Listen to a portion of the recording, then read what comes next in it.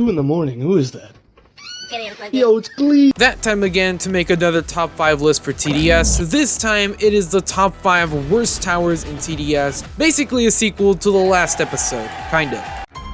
Number 5. At the lowest spot, barely making it onto the list, is the Slasher. So I know a lot of you guys are already looking at me just thinking that I'm already a psychopath. Well, kind of already am. But the Slasher is quite honestly one of the most, number 1, underrated towers in TDS, but number 2 is quite deserved to be underrated in TDS. And then one of the big reasons is because, well, just the fact that there are, number 1, better options than the Slasher, and number 2 is the insane price for this guy.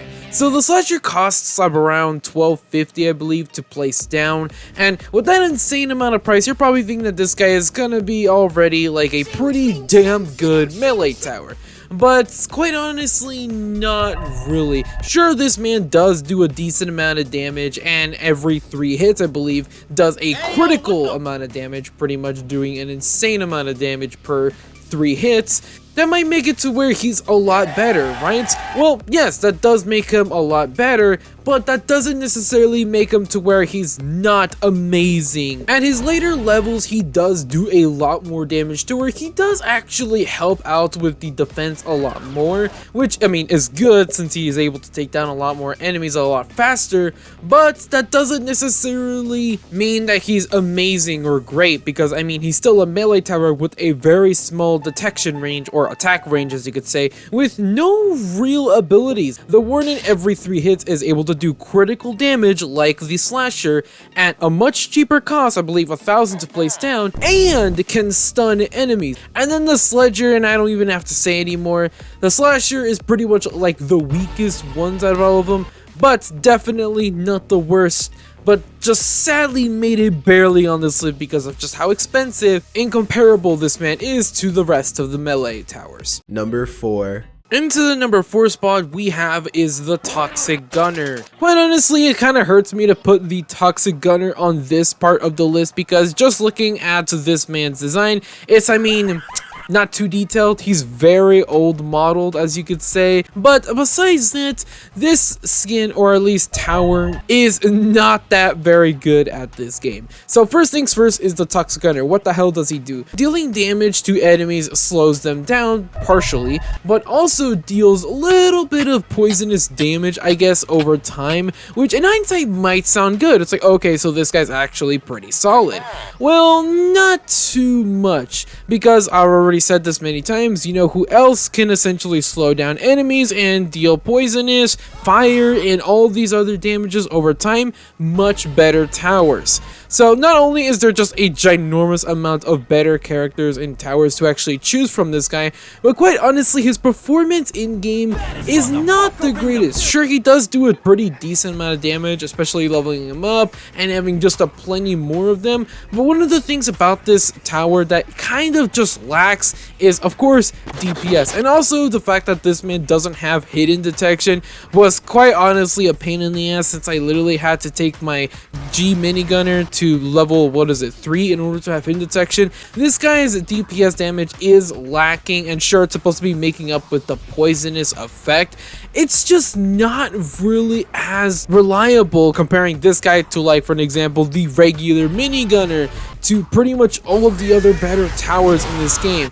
He's not terrible, but compared to everyone else, he is definitely lacking in a lot of places. And I know I've been saying these things for a lot of the towers, but there are just definitely a much better and much more updated towers than the Toxic Gunner. Number 7. Freezing its way into the midpoint of this top 5 is the Snowballer. Quite honestly, this man is very forgettable.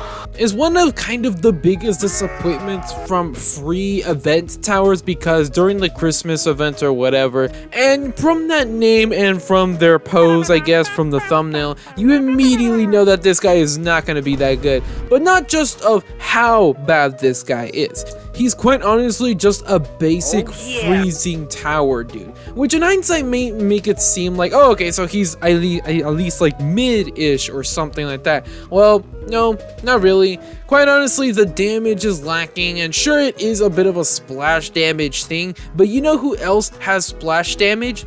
The Sledger. And you know who else has bombs you can throw? The Jester. Frozen bombs he can literally throw at enemies can deal an insane more amount of damage throwing at enemies. And not only just the Jester have the abilities to freeze enemies, but also, for an example, the Cryomancer, the Sniper Freezer dude. There's a lot more better freezer towers to actually choose from, and this Snowballer, pretty much compared to all of them, is not at all anywhere near of being good as them. Not terrible, but definitely a lot more better options to choose from, especially for DPS. Number 14. It wouldn't be a top 5 worst list if the Gladiator wasn't on this list. Of course, number 2 spot is the Gladiator. I know for the past few videos, I have been essentially just dogpiling on this guy, beating him to an inch of his life. But dude, I cannot fight this urge. the Gladiator is terrible in this game.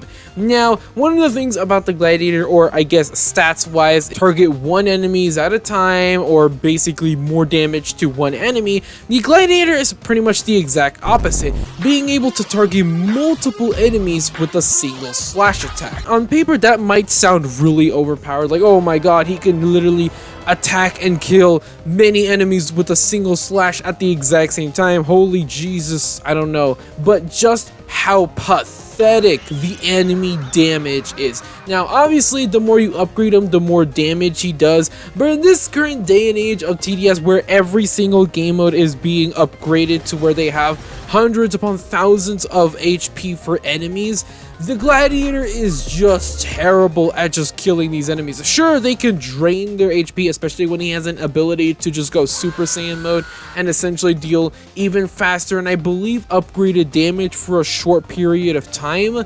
It's not really that, I guess, good compared to, well, all of the other better melee towers that I've already went over for the slashers, such as Brawler, Sledger, and a bunch of others. The Gladiator is just terrible with damage and, of course, attack range for being a melee tower. And quite honestly, I don't really know how they can make this guy better. Probably have that armor damage peeling thing, I don't know. Number 1. Check this out.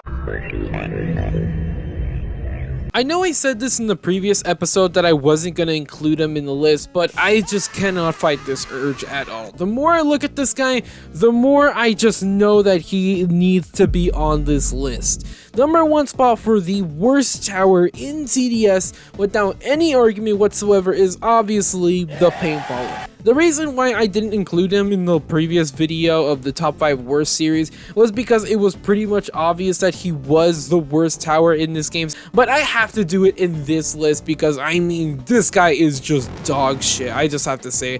Now, I know this guy is pretty much designed to be dog shit and maybe even a meme in TDS, but just because they are designed to be that way, that doesn't mean that they are just given a free pass to just being clowned on. The Paintballer is just bad in every single circumstance ever.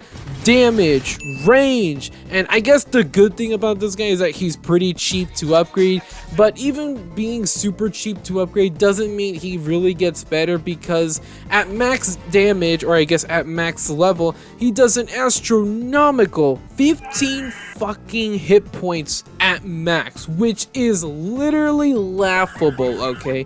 That is just downright terrible. 15 damage at max. I really don't know what else to say about how bad the Paintballer is, because he's pretty much designed to be terrible and literally is a meme. But god damn it, dude, I could not just avoid talking and just trashing on this guy. And I really do have to say, without any argument or discussion whatsoever, or debate, I guess, that this guy is the worst tower in TDS history.